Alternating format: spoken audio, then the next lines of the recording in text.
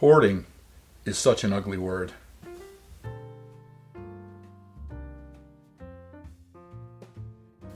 Hey everybody, I'm Bill with Live Simple, Live Free. And hoarding is an ugly word. Hoarding is an ugly concept and it brings out the worst in people. Not so with prepping. So what's the difference? I want to talk about the difference between hoarding and prepping. You know, we've been doing prepping videos for over 5 years now. And from time to time I get nasty comments from people calling us hoarders and how horrible that is, and we should share our things, and just really nasty negative comments about hoarding. Now, when I say hoarding, I'm not talking about someone who hoards all the junk that they have, the kind of thing. There's a TV show on called Hoarders, where you walk in the door and their entire house is filled up, 4 feet, 5 feet high with stuff that you got to crawl over to get to it, and it's just all junk and trash and that sort of thing. That's not what I'm talking about. In hoarding, I'm talking about buying huge supplies of things, kind of like prepping, but it's not prepping.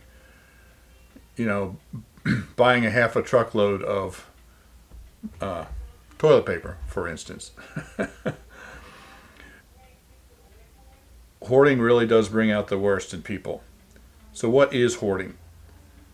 Hoarding basically happens when people are not preppers, people are not prepared, and then some emergency happens and they panic and they go out and try to buy everything that they can all at once. The current situation in the COVID here with toilet paper is a perfect example. Why is there shortage of toilet paper? Is it because of the bad weather, the farmers couldn't grow their crop of toilet paper? Of course not. Did manufacturers stop making toilet paper? No, it's because of a panic run on purchasing toilet paper. I don't know how it started, but somehow people started to stock up on toilet paper, I guess because they were afraid they were going to be stuck in the house and wouldn't be able to go out and get any. Now, why toilet paper rather than groceries? I don't know. I mean, there's been shortages of food, sure, on the shelves, but not like toilet paper. Somehow, somebody started buying up toilet paper, and somehow, and I don't know how it happened, but it started creating a panic, and as a result, everybody started hoarding toilet paper. Everybody started going to Walmart and Kroger and everywhere else and buying as much toilet paper as they could. In fact, we have a stock of toilet paper just like we have a stock of everything else because we're preppers. But I have noticed that there has been no toilet paper on our local Walmart shelves or on our Kroger shelves for over a month. And so I walked by the other day in Walmart and saw six bundles of toilet paper, the large ones, So I don't necessarily need toilet paper because we've got it stocked, but I bought one. I am now a hoarder. I am now hoarding toilet paper because of the panic, and who knows when it'll ever be available again. Now I've got plenty, so I only bought one bundle. I didn't buy everything in the store.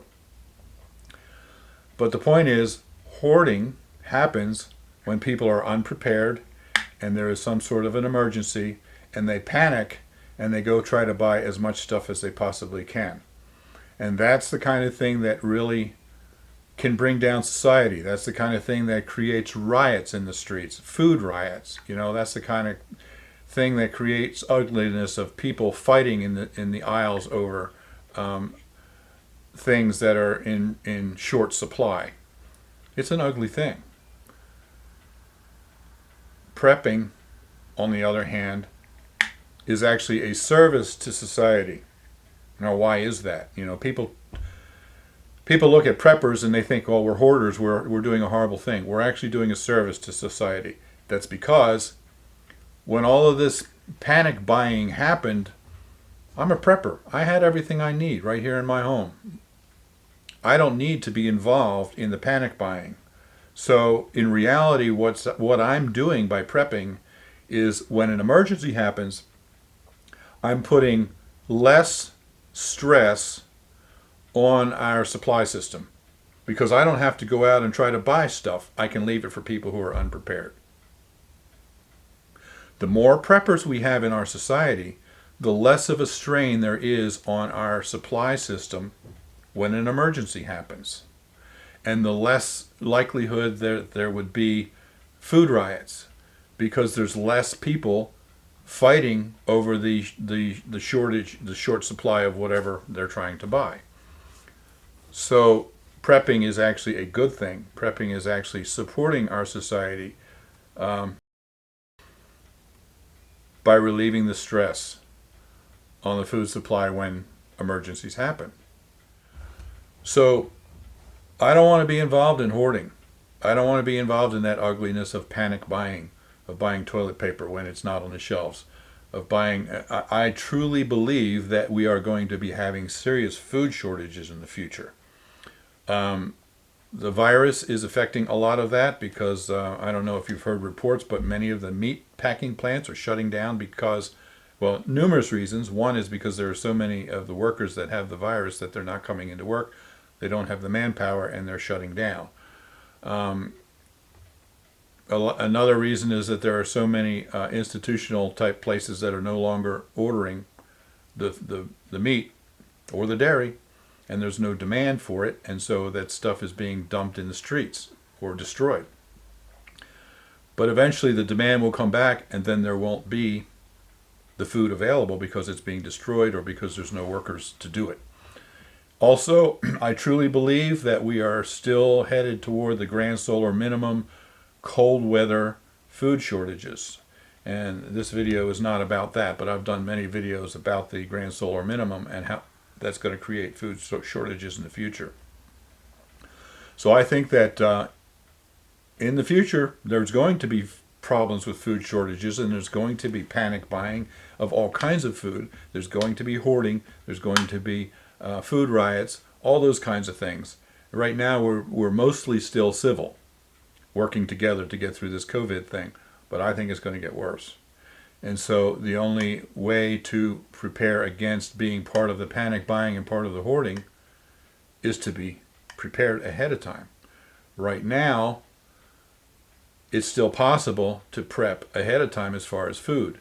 It may be harder to find, it may be a little bit more expensive, but it's still there. Whether you're talking about going to Walmart or Aldi's or something like that and buying canned goods, or buying freeze-dried food from Thrive Life, they're having stock inventory issues, but it's still available. So prep now to avoid the hoarding that is to come. And don't let anybody tell you that prepping is a bad thing, that prepping is hoarding, that prepping is somehow selfish. Prepping is actually a good thing. It helps society by reducing the stress on the food supply distribution chain. So anyway, hoarding versus prepping. Don't be a hoarder. Be a prepper. I hope that makes sense. It's just sort of my ramblings this morning as I was thinking about what was happening in the world right now. So thanks for watching. Live simple, live free. You be blessed. We'll see you next time.